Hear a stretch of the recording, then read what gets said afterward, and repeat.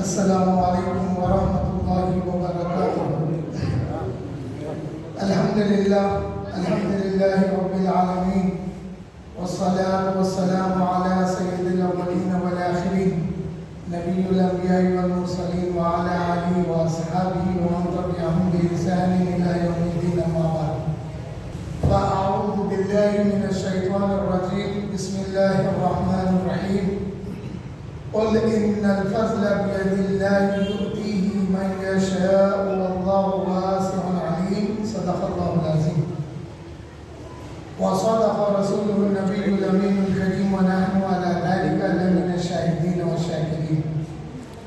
الحديث عن علي بن أبي طالب كرم الله وجهه، كنا عند النبي صلى الله عليه وسلم استدعى أبو بكر وعمر، فقال رسول الله صلى الله عليه وسلم: هذان سيدا كهل أهل الجنة وشبابها،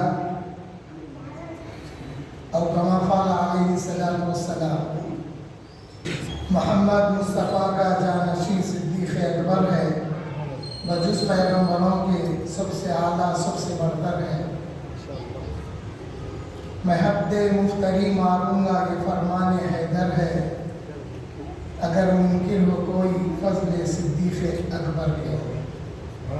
علی مرتضیٰ کے قول پر حسرت کا ہے ایمان، محمد مصطفیٰ کا جانشین صدیق اکبر ہے۔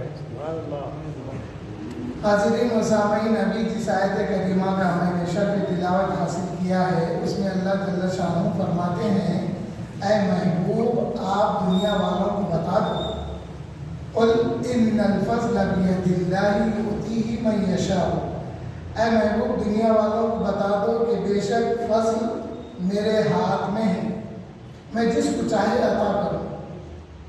فضل کا عطا کرنا اللہ کے اختیار میں ہے، اللہ پر منحصر ہے، اللہ کے دست قدرت میں ہے۔ اللہ کا جس کو منشا ہے فضل دینا، وہ فضل عطا کرتا ہے۔ اور واللہ واسع علیم، اور اللہ تعالیٰ بڑی حد تک جاننے والا ہے، بڑے دور تک وہ جاننے والا ہے، اس کا علم بڑا وسیع ہے۔ کہاں تک وسیع ہے؟ قیامت کے دن تک اور قیامت کے بعد تک۔ اللہ جس کو فضل دے گا، اس کے متعلق لوگ اس کو قبول کریں گے یا اس پہ نکتہ چینی کریں گے، اس کے متعلق اللہ بہت دور تک جاننے والا ہے۔ تمہارے دلوں میں کیا ہوگا، تمہاری زبان پہ کیا ہوگا، اللہ واسع علیم ہے۔ تو معلوم ہوا یہ فضل کیا ہے۔ بچوں، آج جو ہم افضلیت حضرت سیدنا ابوبکر صدیق رضی اللہ تعالیٰ عنہ کا جلسے میں شریک ہیں، تو یہ افضلیت کا معنی کیا ہے، یہ فضل کیا ہے؟ یہ افضلیت حضرت ابوبکر صدیق رضی اللہ تعالیٰ عنہ کے ساتھ جو لگی ہوئی ہے، اس کا مقصد کیا ہے، اس کا معنی کیا ہے، اس کا مراد کیا ہے، پھر ہمارے لیے اس میں کیا ہے؟ دیکھیے، میں نے ابھی بتایا آپ کو، فضل اللہ جسے چاہے عطا کرے۔ اور پھر یہ فضل ہے کیا؟ اللہ تعالیٰ جب بنی اسرائیل کے لیے دوسری قوموں سے بنی اسرائیل کو جب اپنے احسان سے نوازا، تو اللہ تعالیٰ نے فرمایا: یا بنی اسرائیل اذکروا نعمتی التی انعمت علیکم وانی فضلتکم علی العالمین، اے بنی اسرائیل یاد کرو کہ میں نے تم پر احسان کیا اور تمام عالموں پر، تمام عالمین کی امتوں پر تم کو فضیلت عطا کی ہے۔ تو معلوم ہوا یہ فضیلت یہ ہے۔ پھر اللہ تعالیٰ فرماتے ہیں: تلک الرسل فضلنا بعضهم علی بعض، رسولوں میں بھی رسول اور نبی ہونے کی نسبت سے سب ایک جیسے ہیں، مگر رسالت میں اللہ تعالیٰ نے نبیوں کو ایک دوسرے پر فضیلت عطا کی ہے۔ جیسا حضرت ابراہیم علیہ السلام ابو الانبیاء ہیں، تمام نبیوں کے والد ہیں، ابو الانبیاء کہتے ہیں حضرت ابراہیم علیہ السلام کو۔ اور آپ کے میرے آقا کون ہیں؟ آپ کے میرے آقا تمام نبیوں میں اور رسولوں میں سب سے افضل ہیں، اور آپ آخر الانبیاء والمرسلین ہیں۔ رائٹ؟ سمجھ میں آ گیا یہاں تک؟ اب آئیے آگے کی طرف۔ لیکن یہ سب ہونے کے بعد میں جب آقا کریم صلی اللہ علیہ وسلم تشریف لائے، تو تو اب اللہ کا فضل، اللہ کی رحمت اگر کسی کو ملے گی تو وہ حضور صلی اللہ علیہ وسلم کے واسطے سے، حضور کے وسیلے سے ملے گی۔ اس لیے اللہ تعالیٰ فرمایا کُلًّا نُمِدُّ هَؤُلَاءِ وَهَؤُلَاءِ مِنْ عَطَاءِ رَبِّكَ، اے میرے محبوب اب جو کچھ تقسیم ہوگا، جو کچھ ملے گا وہ آپ کے رب کی عطا ہوگی۔ حاضرین و سامعین، اللہ جل شانہ نے جو احکام نازل کیے ہیں، پھر اپنے حبیب کے ذریعے مقام بھی بتایا نا۔ اب دیکھیے، سمجھانے کے لیے مثال دیتا ہوں۔ حدیث مبارک میں آقا نے فرمایا الجنت تحت اقدام الامہات، ماں کے قدموں کے نیچے جنت ہے۔ ہم نے مان لیا، ماں کا ادب کرنے لگے، عید کے موقعوں پر، ایگزام دینے کے موقعوں پر، خاص موقعوں پر ماں کی قدم بوسی کر کے جاتے۔ کیوں؟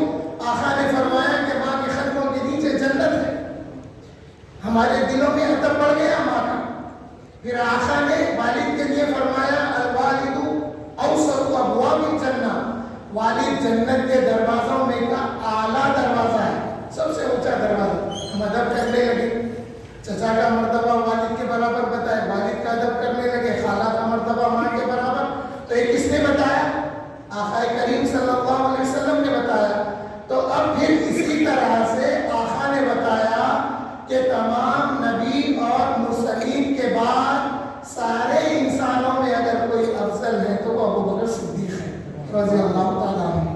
تو پھر ہم ہر جمعہ میں خطیب مسجد سے سنتے ہیں افضل البشر بعد الانبیاء بالتحقیق خلیفۃ رسول اللہ سیدنا ابوبکر صدیق رضی اللہ تعالیٰ عنہ۔ یہ بات کو ہم ہر جمعہ کے دن خطیب بیان کرتا ہے کہ افضل البشر، تمام انسانوں میں جو سب سے افضل ہے نبیوں کے بعد میں، وہ خلیفہ رسول اللہ سیدنا ابوبکر صدیق رضی اللہ تعالیٰ عنہ ہے۔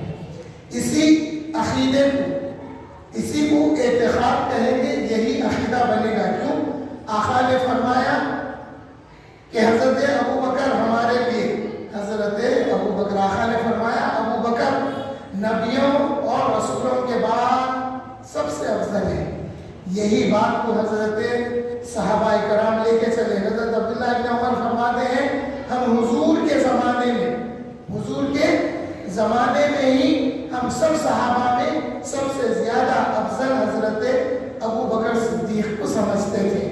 ہم ان کے علاوہ کسی اور کو افضل نہیں سمجھتے تھے۔ تو معلوم یہ ہوا صحابہ کا عقیدہ بھی یہی تھا کہ تمام صحابہ میں سب سے افضل اگر ہیں تو وہ حضرت ابوبکر صدیق رضی اللہ تعالیٰ عنہ ہے۔ اور حضرت علی کرم اللہ وجہہ سے 80 سے زیادہ حدیث شریف ہے جس میں مولا علی فرماتے ہیں کہ نبی کے بعد امت میں سب سے افضل حضرت ابوبکر صدیق رضی اللہ تعالیٰ عنہ ہے۔ اسی لیے آقا کریم صلی اللہ علیہ وسلم نے اپنے وصال مبارک سے پہلے اپنے مصلی پر حضرت ابوبکر صدیق رضی اللہ تعالیٰ عنہ کو کھڑا کر دیا۔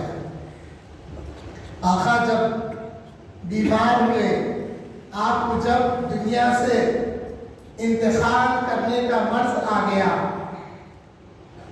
آپ صلی اللہ علیہ وسلم نے جب حجرے سے باہر نہ آ سکے تو آپ نے حکم دیا مروا ابا بکر فلیصلی بالناس، ابو بکر کو میرا حکم دو کہ وہ صحابہ کو نماز پڑھائے۔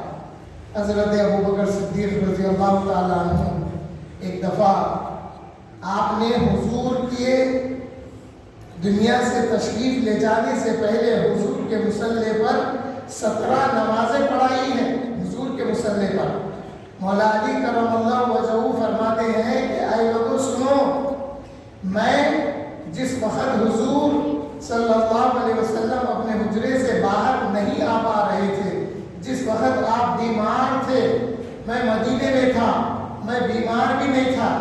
اگر حضور مجھے مصلی پہ بڑھانا چاہتے تو حضور مجھے مصلی پہ بڑھاتے تھے، لیکن اے لوگوں سنو، حضور نے جب ابو بکر کو مصلی پر بڑھا دیا تو ہم نے ان کو دین کا امام بھی مانا ہے اور اپنا خلیفہ بھی ان کو ہم نے تسلیم کیا ہے۔ یہ حضرت علی کرم اللہ وجہہ نے فرمایا ہے۔ حضرت ابوبکر صدیق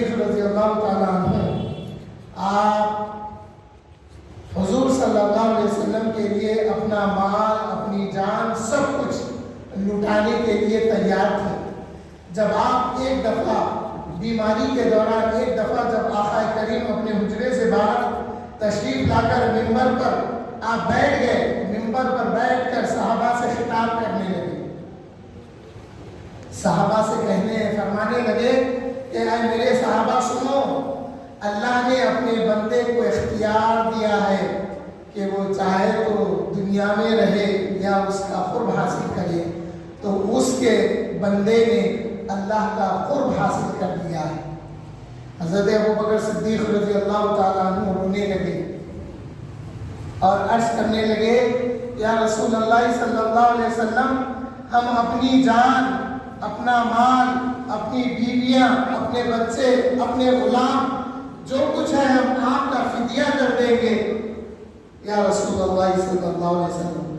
یہ معلوم کیا ہوا کہ سب صحابہ میں حضرت ابوبکر سمجھ گئے کہ حضور جو فرما رہے ہیں کہ اللہ نے بندے کو اختیار دیا کہ وہ دنیا میں رہے یا اللہ کا قرب حاصل کرے، تو آقا نے فرمایا کہ وہ بندے نے اللہ کا قرب حاصل کیا، تو حضرت ابوبکر سمجھ گئے کہ اب آقا ہمارے درمیان میں رہنے والے نہیں ہیں، وہ اللہ کی طرف تشریف لے جانے والے، آقا کا دنیا سے انتقال ہو جائے گا، وصال فرما جائیں گے۔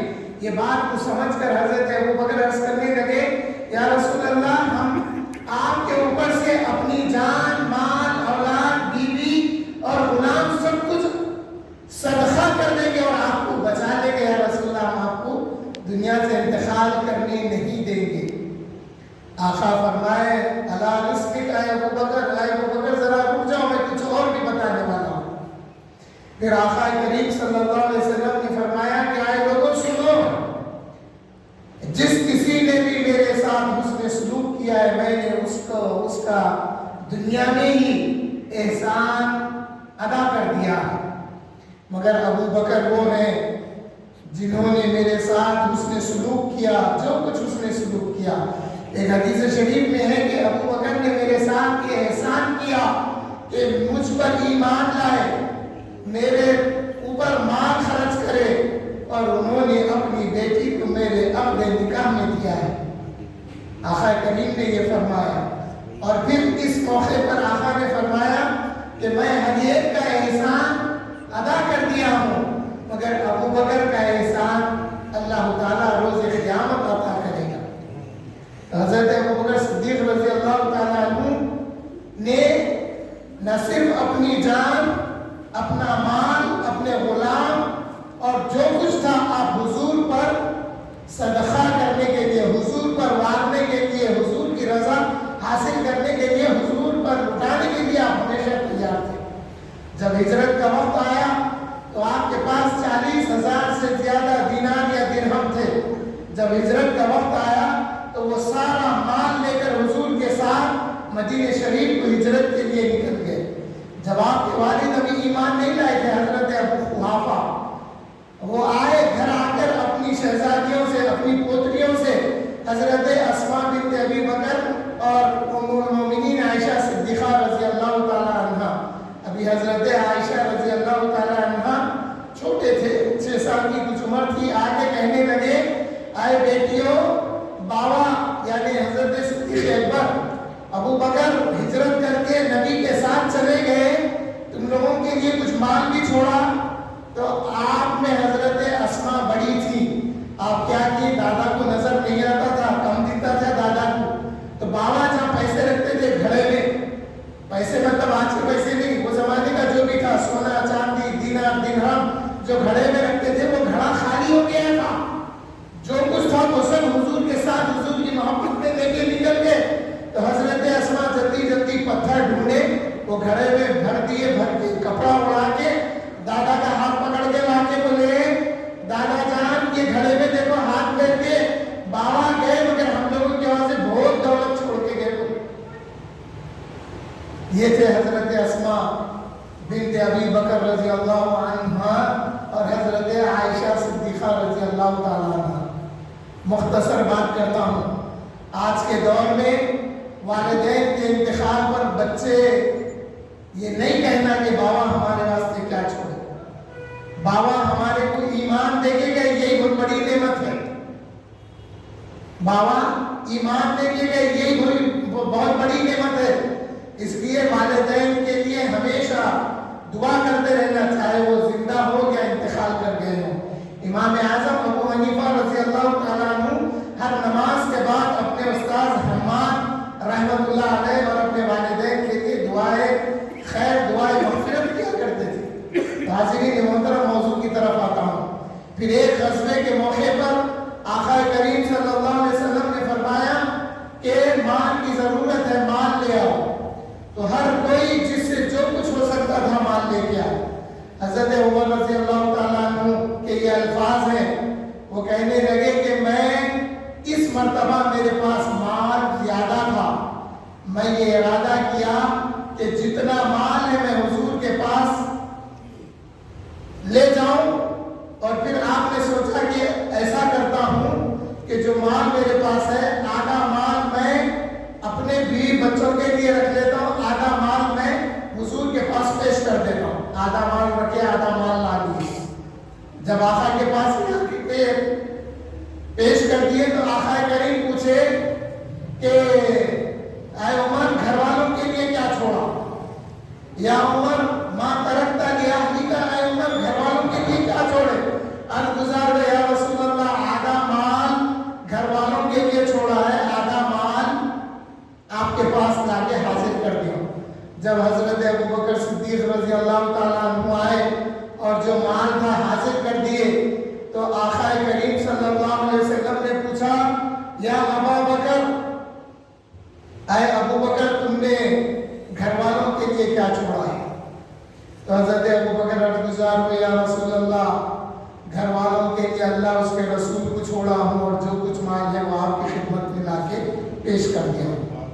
تو یہ جو عقیدہ ہے نا حضرت ابوبکر صدیق رضی اللہ تعالیٰ عنہ کا کہ میں گھر والوں کے لیے اللہ اور اس کے رسول کو چھوڑا، یہی عقیدہ اہل سنت والجماعت کا ہے. یہی عقیدہ ہم تک آیا ہے اور یہی عقیدہ ہمارے بڑوں میں بھی تھا. جب بات کرتے تو اللہ اس کا رسول گواہ ہے. کوئی بات کرنی ہوتی، کوئی بات کی تصدیق دینی ہوتی تو ہمارے بڑے کہتے تھے کہ اس بات کا اللہ اس کا رسول گواہ ہے. اور کوئی بات کی مشاہدے کے لیے کہتے اللہ اس کا رسول دیکھ رہا ہے. تو معلوم یہ ہوا رسول اللہ نہ اللہ سے جدا ہے نہ اللہ رسول اللہ سے جدا ہے. اس لیے کہ کلمے میں دونوں ایک ساتھ ہے، لا الہ الا اللہ محمد رسول اللہ ہے. واو نہیں ہے، نہیں ہے کوئی معبود اللہ کے اور محمد صلی اللہ علیہ وسلم اللہ کے رسول ہے، ایسا کلمہ نہیں ہے. کلمے کا ترجمہ سیدھا سیدھا ہے، نہیں ہے کوئی معبود سوائے اللہ کے، محمد صلی اللہ علیہ وسلم اللہ کے رسول ہے. اللہ سے رسول اللہ جدا نہیں ہے. اس لیے حضرت ابوبکر فرمائیں گے، یا رسول اللہ گھر والوں کے لیے اللہ اور اس کے رسول کو چھوڑا ہے.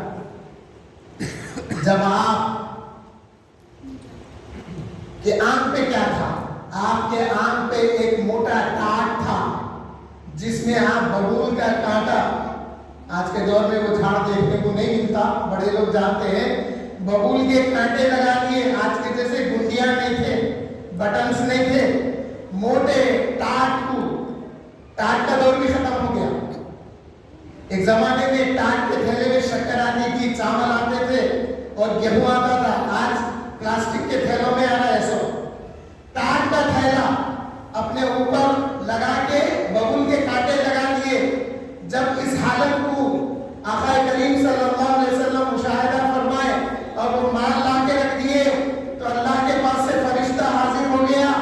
حاضر ہو کر اللہ کے رسول سے فرمان عرض کرنے لگا، یا رسول اللہ، اللہ فرماتے ہیں کہ ابوبکر سے پوچھو کہ کیا اس حال میں وہ اللہ سے راضی ہے؟ تو آقا کریم نے پوچھا، اے ابوبکر، اللہ تعالیٰ پوچھتے ہیں کیا تم اس حال میں اللہ سے راضی؟ سب کچھ رکھ دیے، آنکھ پہ ٹاٹ کا تھیلا ہے اور دو ببول کے کانٹے لگائے ہوئے. تو اللہ تعالیٰ حضرت ابوبکر سے پوچھا، یا ابوبکر کیا تم میرے سے راضی ہیں؟ تو حضرت ابوبکر رونے لگے، روتے ہوئے عرض کرنے لگے، یا رسول اللہ صلی اللہ علیہ وسلم، میں ہر حال میں اللہ سے راضی ہوں. یہ ہے حضرت ابوبکر صدیق رضی اللہ تعالیٰ عنہ. اسی لیے बाजू में आप आराम फरमा रहे हैं, फिर इधर बाजू में हजरत उमर रजी अल्लाह ताला अन्हु आराम फरमा रहे हैं। मैं आखिरी मरहले में हूँ, जो हदीस मैंने पढ़ी है, हजरत अली करमल्लाहु वजहू फरमाते हैं कि कुन्ना इंद नबी सल्लल्लाहु अलैहि वसल्लम, एक दफा हम हुजूर सल्लल्लाहु अलैहि वसल्लम के पास हाजिर थे। इस वक्त हजरत अबू बकर व हजरत उमर रजी अल्लाह अन्हुमा तशरीफ लाए। जब तशरीफ लाए दोनों, तो हुजूर सल्लल्लाहु अलैहि वसल्लम ने फरमाया, तमाम सहाबा से हुजूर खिताब करके फरमाए कि ये दो जो आए हैं ये जन्नत के बुजुर्गों के और नौजवानों के सरदार हैं, अव्वलीन व आखिरीन। अबू बकर व उमर से पहले यानी हजरत आदम से लेकर रोजे क़यामत तक जितने बूढ़े लोग जन्नत में दाखिल होंगे, जितने नौजवान जन्नत में दाखिल होंगे, उन सब के सरदार अबू बकर व उमर हैं। और फिर आका फरमाए कि इल्लल नबिय्यीन वल मुरसलीन, सिवाय नबियों और मुरसलीन के। तो मालूम ये हुआ सहाबा का अकीदा भी यही था कि अफजलुल बशर बादल अंबिया बित्तहक़ीक़ सय्यदना अबू बकर सिद्दीक़ रज़ी अल्लाह ताला अन्हु। इसीलिए बहलूम ने फरमाया, अली मुर्तज़ा के फ़ौल पे हसरत का है ईमान, मोहम्मद मुस्तफ़ा का जानशीन सिद्दीक़ अकबर है। वल्हम्दुलिल्लाहि रब्बिल आलमीन।